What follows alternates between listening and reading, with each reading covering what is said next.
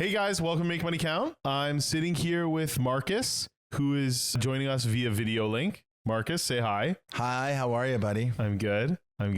And I think we're just going to get into some information about the market. Yeah, I mean, listen, have you felt what's going on right now? Like everything I read kind of points in one direction. It seems as though the Bank of Canada has like totally gotten the message that rates need to come off, which is great news for borrowers. The problem is, does it give us enough time to repair all the damage that's been done in the market? I have a couple really cool charts that I sent Austin. I'm hoping he can pull them up for me. Okay, so Toronto Metro affordability, have a look at this chart. It shows you basically historically the percentage of income that Canadians have allocated towards housing. You can see it kind of always is hovering around that 35% mark as an average.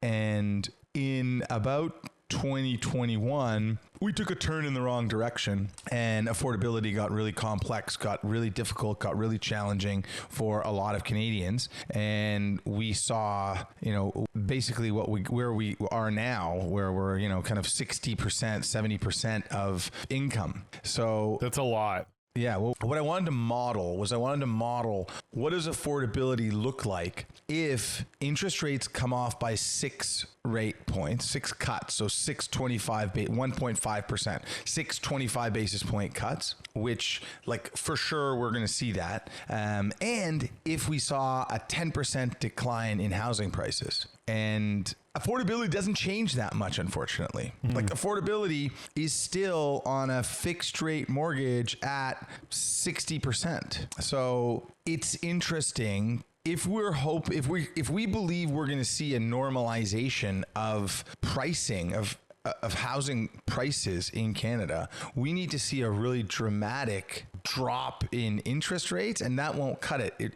Its prices are just too high, right? Yeah. Does that also have something to do with like the whole lagging thing, right? Like we're going to drop interest rates now and we're not going to feel it for a while, or? No. Okay. So in this case, what it has to do with is fixed rates have already responded. Right. To the prospect that interest rates are dropping.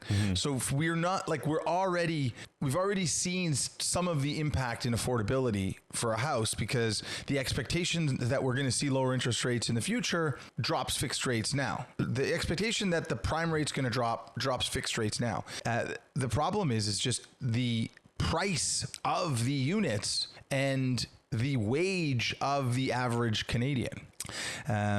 So it's like, there's clearly a challenge here. Like, I don't know. I think that we're probably in a place where, it's just going forward, housing will represent a greater share of wallet in major urban centers. I read another interesting article about how British Columbia is put together a proposal where they're basically going to copy what Singapore did and nationalize a part of their housing strategy, and kind of cap housing at a certain affordable rate, which is what Singapore did. But Singapore is like effectively, a benevolent dictator, right? Like there's a guy that runs Singapore like a business. Right.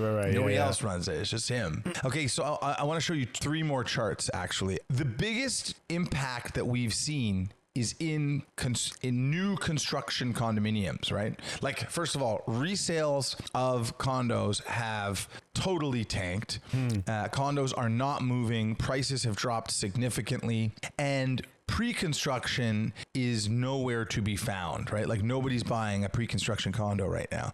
And still, the difference between a resale condo and a pre-construction condo is still what, like $500-$600, right? Pre-construction condos are still listed. The price is sticky. They're not moving. They're listed for, they're selling for like on average $1,400 a foot. But resale condos are in the market right now at $900 a foot, and there's no bid. No one's buying them. Yeah, they're just sitting. And builders can't actually build more condos at $900 a foot. And we've discussed this before. There's so many reasons for that, from municipal charges to interest rates to construction costs. And even though construction costs slated to come down and maybe are a little softer right now. Cities are still charging more money in order to offer the right to build condos, and the timeline to get to build them is still long, and the money that needs to be borrowed to build them is still at an elevated price while prime is higher. So add to that the fact that nobody's buying them, and the prices still haven't moved. So this chart here just shows just like what a disaster the condominium market is right now. Listen, condos might go down a little bit more. I just don't know how much more they could possibly go down, like resale condos. Yeah. But I mean, we looked at the first chart and that kind of told us that they should come down in order to make them more affordable. And now we're going to look at this chart here, GTA new condo sales plummet. Like we are at kind of 1990, maybe not 1990 numbers. It looks like 1990, there was effectively no condos sold, but we're like, we're getting there. We're back in like the 90s for condo sales right now. That's crazy. And if you think about like just how many more people we have in Canada, that is a very, very startling number. I saw a picture the other day of Liberty Village in 1998 or something, or 2004, and there was nothing there. Yeah. Like Liberty Village in Toronto, which is a sea of condos right now, there was nothing there. So to think that right now we have the same number of condos being sold, new condos being sold, as we did when nothing existed, like no condos existed in certain huge pieces of land in our city is crazy. I mean, Fort York used to be a driving range, I think. Like across from our office you're talking about? Yeah, it used to be a driving range back in the day. Across from our Navy Wharf office used to be a like 9-hole golf course, right? 9-hole golf course, or just a driving range, I think. Yeah, I can't remember. I mean, I was too young to remember. I think it had 9 holes. I think it actually had 9 holes. Wow. Anyways, the other one here is the fact that projects will be unable to qualify for construction financing. So developers won't be able to build because they can't sell units because no one's buying pre-construction units. And this just shows the percentage of the total pre-construction units that are being sold has now fallen to like 40%, which again is a 20-year low. Right. So what does this mean, right? It means that from our chart that we looked at first, people can't afford housing, and the percentage of their wallet that it's taking up, even with 1.5 percentage points less on the prime rate and 10% less on the average price of a home, still isn't affordable. But because no condos are being sold, prices are continuing to fall, but new construction, they're not falling. And that's going to mean that either developers are going to, probably means two things. Developers are going to take a hit, but they're also going to stop developing. Mm-hmm. And if we have a supply issue, we're certainly not going to be addressing a supply issue with fewer condos being built. Mm-hmm. Okay, one last chart. Okay, buddy?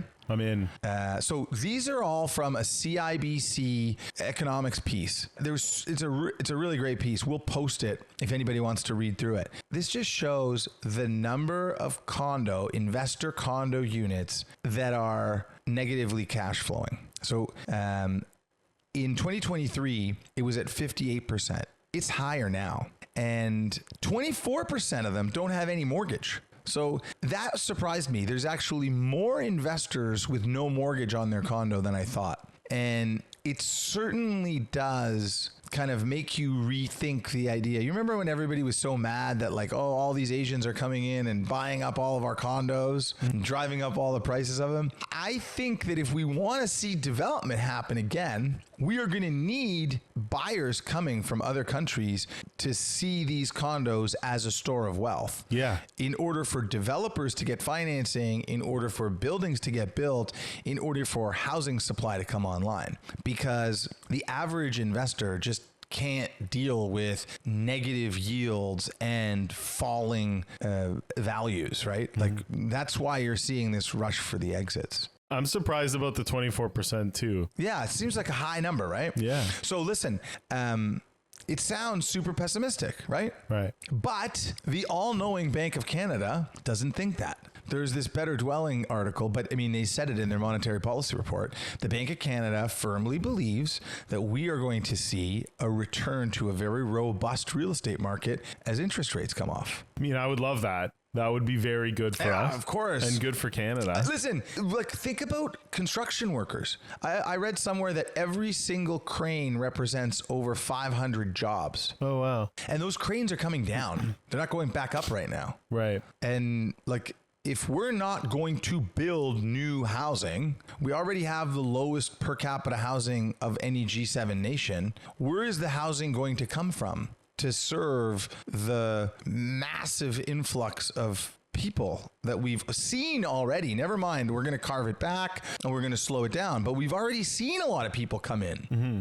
So if the Bank of Canada is right, and here's the only reason why, like, I don't discount what they're saying, is the Bank of Canada has the tools to ensure that they are right?